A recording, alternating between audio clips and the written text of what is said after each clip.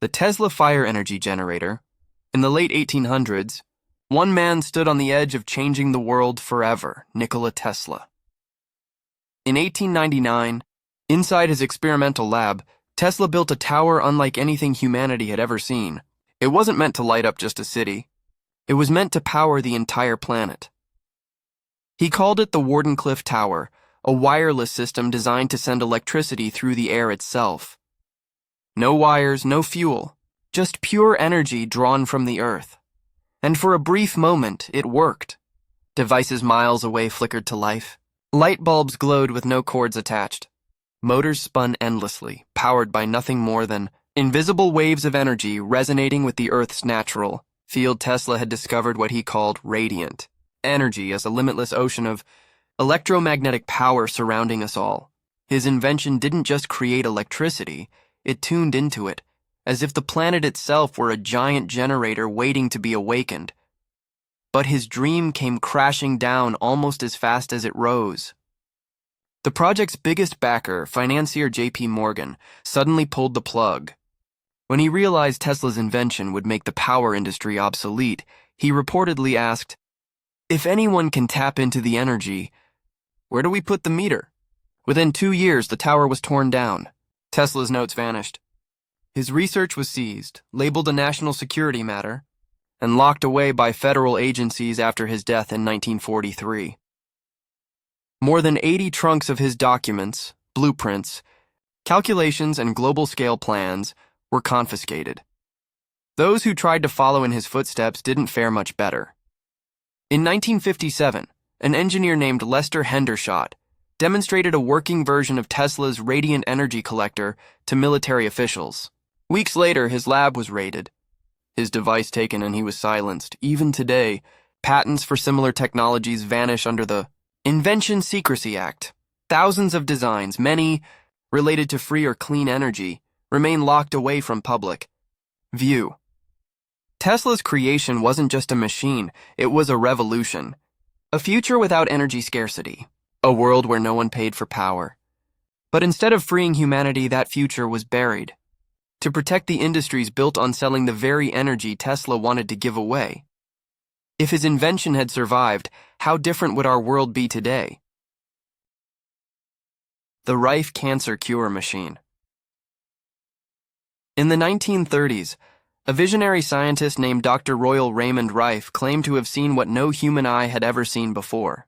Through a microscope of his own invention, an instrument so advanced it could magnify life over 60,000 times, Rife watched living viruses move and change in real time.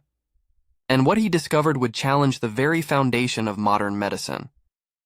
Rife found that each disease, each microorganism, vibrated at a unique electromagnetic frequency. By tuning his machines to those exact frequencies, he believed he could destroy deadly pathogens without touching the healthy cells around them. It worked much like an opera singer shattering a glass with the perfect note, except here, the note shattered cancer cells.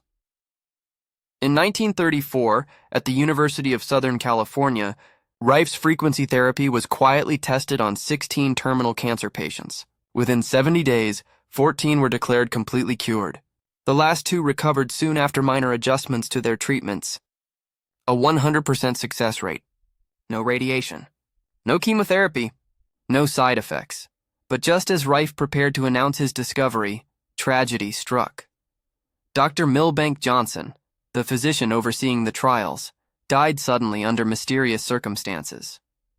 All records of the experiment vanished from university archives. Almost overnight, Rife went from medical pioneer to outcast. The American Medical Association, led by Morris Fishbein, launched a campaign to destroy his reputation.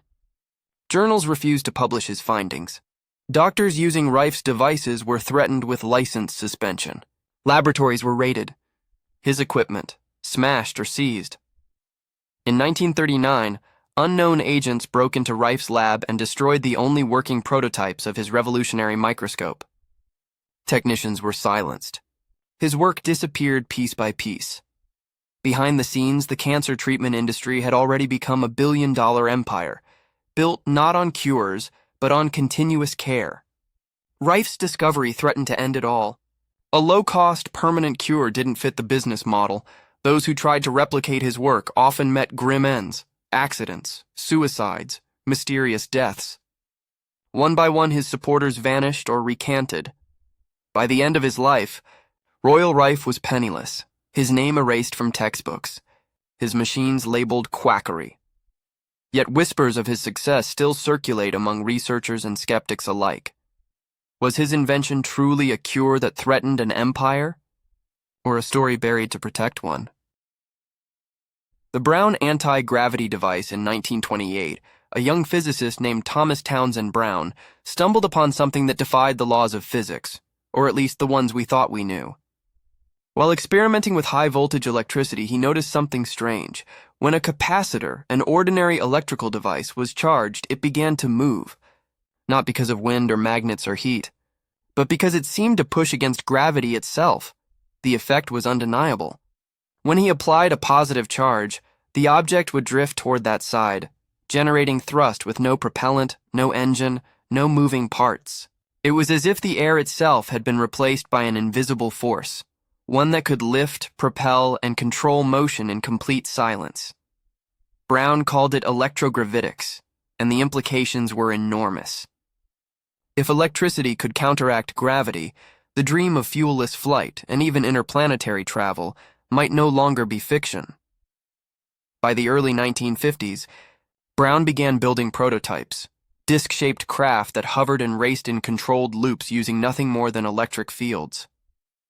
In demonstrations before military officials, his designs reached speeds of hundreds of miles per hour, gliding effortlessly without combustion or sound. Imagine it. Aircraft that could hover indefinitely, spacecraft powered by nothing but voltage, and transportation that produced zero pollution. Brown's invention wasn't just ahead of its time, it threatened to rewrite the entire science of propulsion. The U.S. military took notice immediately. Secret projects like Winter Haven and Project Y were launched under the Air Force and Navy, funneling funds into classified electrogravitics research. Brown himself was brought into the fold, developing saucer-shaped craft that could lift their own power systems. Machines that, according to classified tests, outperformed the most advanced jets of their era. But then, in 1956, everything went dark. The research was suddenly classified under national security orders. Brown's patents were seized. His lab was shut down. Public discussion of electrogravitics was made illegal. Officially, the program had produced no useful results. Unofficially, however, whispers persisted.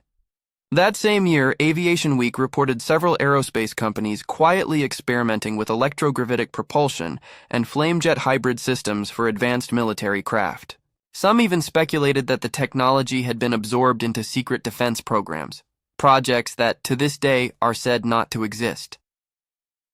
Thomas Townsend Brown died in 1985, still bound by silence. But his work, the discovery that electricity might neutralize gravity, remains one of the most closely guarded mysteries in modern science. If his experiments truly succeeded, could the key to anti-gravity flight already be hidden above our heads? The Keeley motor mystery. In 1872, an inventor named John Worrell. Keeley stepped onto the stage of history with a device that seemed to defy everything scientists believed about energy. He called it the Keeley motor, a machine powered not by steam or coal or electricity, but by sound. Keeley claimed he could draw power directly from the vibrations of matter itself. By using precise musical tones, he could set the molecules of air and metal into resonance, unlocking what he described as an etheric force, an invisible ocean of energy that surrounded all things. And when that force was harnessed, it could move mountains. Witnesses in Philadelphia saw the impossible. Massive weights lifted effortlessly. Industrial machines whirring to life. Engines running for hours, all powered by sound waves produced from nothing more than tuning forks and harmonic resonators. No steam, no fuel, no combustion. Just pure vibration. Keeley's motor seemed to pull endless energy from thin air. Some said it was perpetual motion. Others called it alchemy made real. His demonstrations drew crowds of scientists, engineers, and investors. What they saw challenged the very foundation of thermodynamics.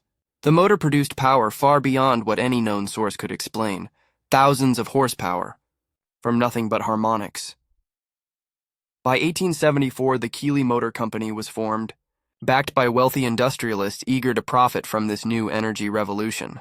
But as they began to understand the true implications of what Keeley had created, excitement turned to fear. If his invention worked, it would destroy entire industries: coal, steam, rail, manufacturing, everything that powered the global economy. Then came the sabotage. In 1881, investors demanded Keeley reveal his secret formula for sympathetic vibration. When he refused, claiming society wasn't ready, his funding vanished. Lawsuits followed.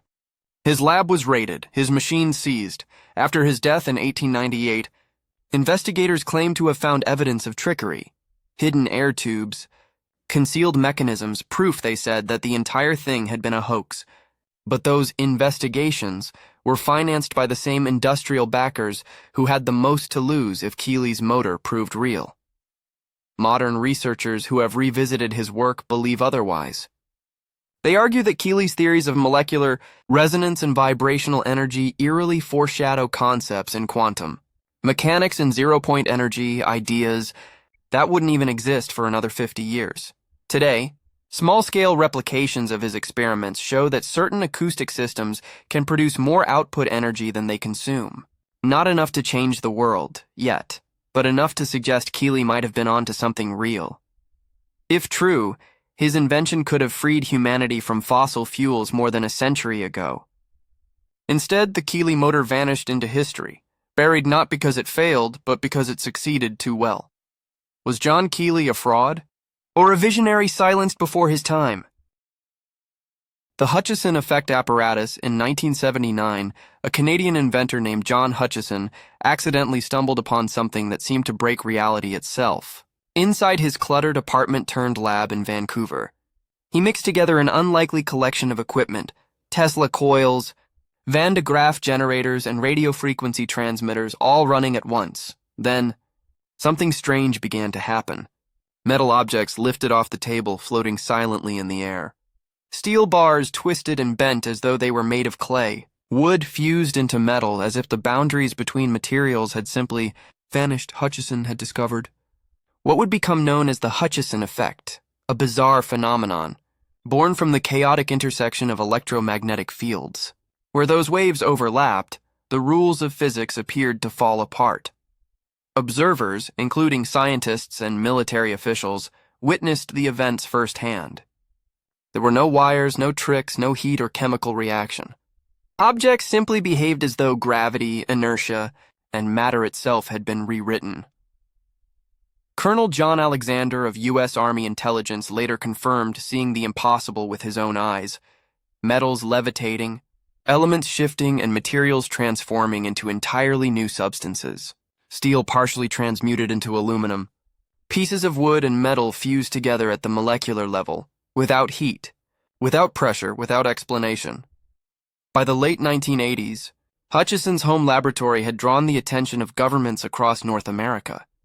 In 1990, his equipment was seized by Canadian authorities acting under international orders.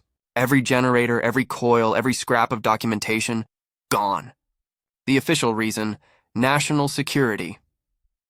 Behind the scenes, reports surfaced that defense laboratories had quietly replicated his experiments. Some claimed the results were real, and that the data had been absorbed into classified research programs exploring advanced propulsion and matter manipulation. If true, Hutchison's discovery wasn't just a laboratory curiosity, it was the key to controlling gravity itself. The ability to alter materials at the atomic level, to bend energy and matter with fields of pure electromagnetism. Such power could rewrite modern science, rendering current weapons, manufacturing, and even transportation obsolete. And that perhaps is exactly why it vanished. Despite the confiscation and repeated harassment, Hutchison never stopped experimenting. He insists he's developed portable devices capable of creating localized zones where the laws of physics break down, but every attempt to demonstrate them publicly has been blocked under renewed security orders. If the Hutchison effect is real, it may represent one of the most important, and most dangerous discoveries in modern history. A technology that could transform our understanding of reality, locked away where no one is allowed to see it.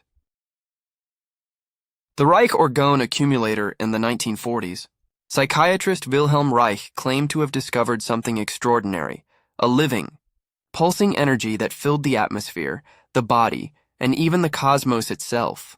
He called it orgone energy, a universal life force that he believed could heal disease, influence weather, and even generate power without fuel. Reich's experiments were not abstract theories. They were physical, tangible devices. His orgone accumulator looked simple, a box built from alternating layers of metal and organic materials like wool, wood, or cotton. But Reich claimed this design could collect and concentrate ambient life energy, turning invisible vitality into something measurable, something usable. Patients who sat inside these accumulators reported remarkable recoveries. People suffering from cancer, arthritis, and chronic fatigue claimed their symptoms faded after sessions in the box. Even instruments showed temperature increases within the accumulator, heat that appeared from nowhere, as though the device was absorbing energy from the air itself. But Reich didn't stop with medicine. He built massive cloudbusters, towering arrays of metal tubes connected by cables and grounded in water that could, he said, direct orgone flows in the sky. During public demonstrations, spectators swore they saw clouds disperse and rainfall begin exactly where Reich aimed his devices. To him, it was proof. Orgone energy was real. It surrounded all life. It was the bridge between biology, atmosphere, and the cosmos itself, but his success brought powerful enemies. By 1947, the U.S. Food and Drug Administration launched an aggressive investigation, declaring that orgone energy didn't exist. Despite numerous witnesses and medical testimonials, the government branded his research fraudulent. Then came the purge. In 1956, federal agents raided Reich's laboratory, confiscating and destroying everything: accumulators, cloudbusters, journals, and decades of meticulous notes. Books and papers were burned by court order. In one of the few instances of scientific literature ever officially destroyed in the United States, Reich was arrested for continuing his work in defiance of a federal injunction. In 1957, he died in prison, 8 months into his sentence, under circumstances his supporters still call suspicious. His research vanished with him, yet whispers of his discoveries persist. Independent researchers have built their own orgone accumulators, reporting odd effects: temperature spikes, faster plant growth, and even accelerated healing in lab tests. If Reich was right, he may have uncovered a form of biological energy that mainstream science still refuses to acknowledge, a force that could heal the body, influence the weather, and perhaps even power machines, quietly erased to protect the industries built on disease and dependence. Was Wilhelm Reich a deluded dreamer, or the man who glimpsed the hidden life force of the universe? The Coral Castle magnetic levitation system between 1923 and 1951, a quiet Latvian immigrant named Edward Leeds-Kalnin accomplished something that still defies explanation. Working completely alone, mostly at night, he built an architectural wonder in Homestead, Florida, a place he called Coral Castle. Using massive blocks of coral limestone, some weighing more than 30 tons, Leeds-Kalnin moved, carved, and precisely positioned each piece with tools so primitive they shouldn't have worked. He had no cranes, no engines, no construction crew. Yet somehow he achieved engineering feats that even modern machinery struggles to replicate. Visitors who happened to glimpse him at work told astonishing stories. They described giant coral blocks floating through the air, as if gravity itself had stopped working, before gently settling into place. Leeds-Kalnin claimed he had discovered the secrets of the ancient Egyptians, the same knowledge that allowed them to move and position the stones of the pyramids. He called it an understanding of magnetic current, the invisible forces that connect magnetism and gravity. Inside his small workshop, investigators later found strange devices: hand-built electromagnetic coils, flywheel generators, and magnetic sensors that Leeds-Kalnin said could see energy fields. He hinted that by manipulating these natural magnetic flows, any man could move the earth itself. After his death in 1951, everything changed. Government agents arrived almost immediately, sealing off his workshop, confiscating his tools, and removing his notebooks. The devices he'd built vanished into classified archives, and with them, the key to his mysterious technique. Today, Coral Castle still stands, perfectly aligned, perfectly balanced. Some of its massive gates weigh several tons, yet can be pushed open with the touch of a finger. Stone surfaces show precision cuts beyond what chisels and pulleys could achieve, and balance points so exact that even modern engineers admit they can't explain them. Attempts to recreate his methods with cranes and power equipment have failed. No one has duplicated what Leeds Kalnin did alone. Did this quiet man truly uncover the lost science of magnetic levitation, or perhaps an ancient form of anti-gravity? Whatever he discovered, it seems clear that his work revealed secrets of physics that someone decided the world wasn't ready to see. The Searle effect generator (SEG) in the 1960s, British electrical engineer John Searle unveiled one of the most controversial and extraordinary inventions in modern history, the Searle effect generator, or SEG. This device, according to witnesses and documentation, not only generated unlimited electrical power from magnetic fields alone, but also demonstrated anti-gravity effects, allowing it to levitate and fly entirely without fuel. The SEG was built around a precise configuration of magnetized rings and rollers arranged in concentric layers. When set into motion, the rollers would orbit the central ring without friction, spinning faster as the magnetic fields aligned in perfect harmony. This motion generated electricity through magnetic induction, while simultaneously creating a lifting force that seemed to cancel gravity. Observers claimed to see Searle's devices rise from their test stands, floating silently in the air while producing continuous electrical power, sometimes enough to run entire buildings. The machines required no fuel, no batteries, and no mechanical input, seemingly drawing energy directly from the surrounding environment. Searle described the effect as a balance between magnetic resonance and electrogravitational forces, a natural energy system that mainstream physics had yet to recognize.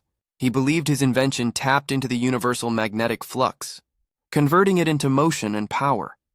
A concept that, if true, could end the world's reliance on fossil fuels forever. But in 1968, everything changed. British authorities raided Searle's laboratory, citing electromagnetic interference with aircraft systems. His machines were confiscated, his notes seized, and his prototypes destroyed. Soon after, he was imprisoned on charges related to unauthorized energy generation. During his incarceration, decades of research vanished, erased from public record.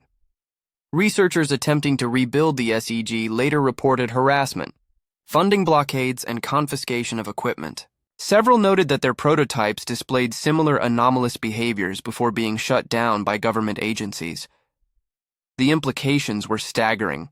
A magnetic engine that could power homes, cities, or spacecraft indefinitely, cleanly, silently and freely. To industrial powers built on energy scarcity, such a technology posed an existential threat. Even after decades of suppression, John Searle maintained his claim that his invention reveals a deeper layer of physics, a natural, magnetic order that science has chosen to ignore. He insists the Searle effect generator is real, and that if ever allowed to return, it could change the future of energy, gravity, and human civilization itself. The Schauberger implosion engine. In the 1940s, deep in the Austrian Alps, Victor Schauberger was building machines unlike anything the world had ever seen. While others chased power through heat, pressure, and destruction, Schauberger turned to nature's quiet genius. The spiral, the vortex, the implosion.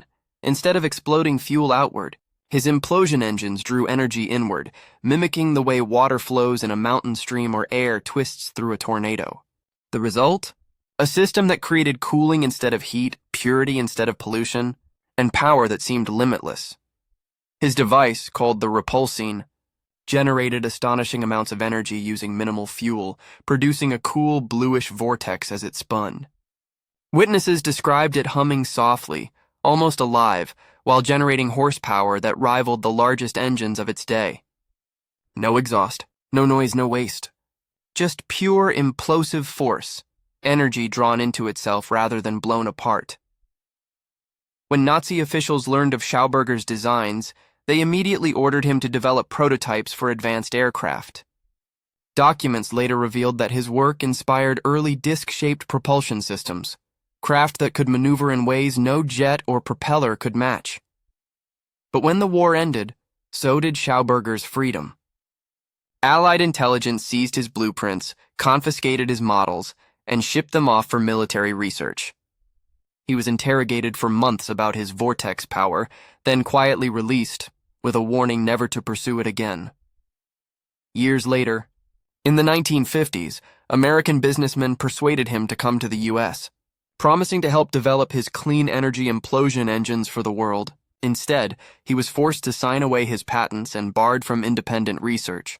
Soon after returning home to Austria, he died, heartbroken and silenced, his technology locked behind classified doors. Schauberger's implosion principle hinted at something greater, the possibility that vortex motion could unlock hidden energy within matter itself, cooling the planet while powering it. Modern experiments have only scratched the surface, yet every serious attempt faces the same fate: funding blocks, patent denials, and quiet suppression. Victor Schauberger once said, "Comprehend and copy nature." If his implosion engines were truly what he claimed, machines that purified as they powered, then humanity may have buried not just an invention, but a blueprint for harmony between energy and the Earth itself. The Philadelphia experiment, the teleportation device in the dark heart of World War II, the U.S. Navy embarked on one of the most secretive and controversial experiments in human history: the Philadelphia experiment. The year was 1943. The destroyer USS Eldridge sat docked at the Philadelphia Naval Shipyard, surrounded by massive coils and generators humming with electromagnetic energy. The mission? To make a warship invisible to radar. But what unfolded went far beyond invisibility. It bent reality itself. According to declassified testimonies and surviving witness accounts, when the generators were activated, the ship was engulfed in a violent swirl of blue-green light, and then it simply vanished. Not from radar, from existence. Minutes later, the USS Eldridge reappeared. 200 miles away in Norfolk, Virginia, crew members aboard other vessels confirmed it, a destroyer appearing out of thin air before vanishing again, only to rematerialize back in Philadelphia. It was teleportation, instantaneous travel through a tear in space-time itself, but the success came with horrifying consequences. When the Eldridge returned, several sailors were found fused into the ship's metal hull, screaming in agony. Others were said to have gone completely insane. Some claimed to fade in and out of visibility, caught halfway between our world and somewhere else. The human mind, it seemed, was never meant to experience dimensional travel. Physicist Dr. Morris Jessup, who investigated the event, received letters from alleged survivors describing impossible phenomena: men melting into steel, voices echoing from empty corridors, and time distortion that trapped consciousness in loops of repeating seconds. The experiment had proved Einstein's unified field theory, that electromagnetism and gravity could be merged to warp reality. But it also revealed a secret too terrifying to control. The Navy immediately classified everything. Records vanished, witnesses were reassigned or silenced, and public denial became official policy. Yet whispers persisted that the Philadelphia experiment had opened not just a bridge through space, but a doorway between dimensions. Independent. Physicists later suggested that the electromagnetic fields used in the experiment might have momentarily detached the ship from the normal three-dimensional fabric of space-time, sending it through a parallel dimension before returning. If true, it means teleportation and even time travel are not just science fiction, but the result of manipulating nature's deepest forces. The implications were earth-shattering. If matter transmission became real, it would erase transportation industries, make global warfare obsolete, and shatter economic control systems built on scarcity. And that's precisely why, as many researchers believe, this discovery was buried, What began as a military experiment ended as a forbidden truth, a proof that human technology had pierced the veil of reality itself, and that those who control such power decided the world was not ready to know. Across a century of innovation, these 10 forbidden discoveries form a single chilling pattern: inventions that worked too well. From free energy and anti-gravity to dimensional teleportation, each breakthrough was silenced not by science but by power. Governments seized blueprints, industries erased creators, and history was rewritten to hide the truth that humanity's greatest advancements were locked away to preserve control. These erased inventions prove that progress isn't halted by impossibility. It's halted by permission. We could have cured disease, ended energy crises, and journeyed beyond the stars. But someone decided we shouldn't. The world we live in isn't the one we could have built. It's the one we're allowed to have. And maybe, just maybe, the real question isn't whether these inventions existed, but what else has been erased before we could ever know. If you believe truth deserves light, hit subscribe, like, and share. Join Strange Wise, where every mystery we uncover brings us one step closer to the world they tried to hide.